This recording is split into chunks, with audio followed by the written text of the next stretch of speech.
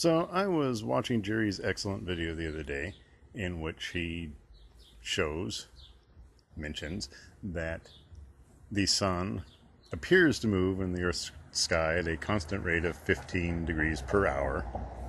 It does this every hour of every day, day being the time of day when the sun is up in the sky. And it does this all year long and regardless of your position on the planet. Always 15 degrees of movement. That's all accurate and true. The problem I ran into is that it's not as easy to demonstrate that phenomena as I thought it was going to be. I was going to just do a quick demonstration video saying, hey, look at this. I'm demonstrating that Jerry was right. At first I thought I'd do something simple using a Brunton compass and a solar filter. That actually proved fairly difficult to do, so I didn't even keep the video from that. Then I thought, well, I'll try, rather than observing the sun, I'll try observing the shadow of an object using the sun as a light source. Tried that yesterday, and somewhat to my surprise, although I should have anticipated this, the markings on my little very primitive sundial here don't actually come out to be spaced evenly. Even in the one markings where I've got almost exactly an hour, those marks are not 15 degrees apart. There's a simple reason for that, which we'll get back to.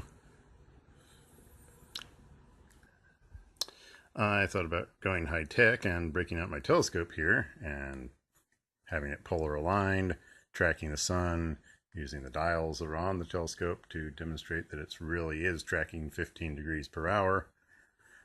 That seemed a little bit high tech. It's also really hot here today, so I didn't want to stand out there in the sun while I was doing that. And I'd like to find something low tech, because part of the reason that I like to do things low tech is to encourage people to do them at home with stuff that you have on hand. So I thought about various possible solutions. I thought about setting up a sort of a sundial with the gnomon. I believe that's what you call the part of the sundial that's pointed or casting the shadow. I thought about pointing that so that it was pointing directly at the pole star. Not exactly easy to do in the middle of the day. And even looking at that, it ends up that there's kind of a problem in that the thing that the shadow is being cast onto is a flat piece of ground, which is a problem because I'm at about 45 degrees latitude, and that's not actually, in a sense, flat. I'm like on the curved side of the Earth. So what I'm going to try doing here actually is positioning these poles into the ground. You can see where I started to make a hole earlier, and get them nicely situated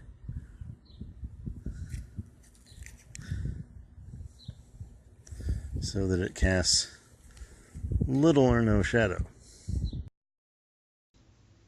And then of course I hit some problems with the stick breaking and me dropping the camera and so forth.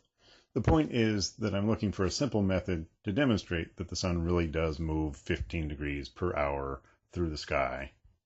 And then I'll have to go try that from a different location at a different time of year to demonstrate that it does it regardless of location and time of year. I hope to have a follow-up video where I actually show some of that. I'm pretty sure that the sticks will work. If they don't, I'm just going to break out my telescope and get out there and polar align it and show you on the dials. Yes, the sun really is moving 15 degrees per hour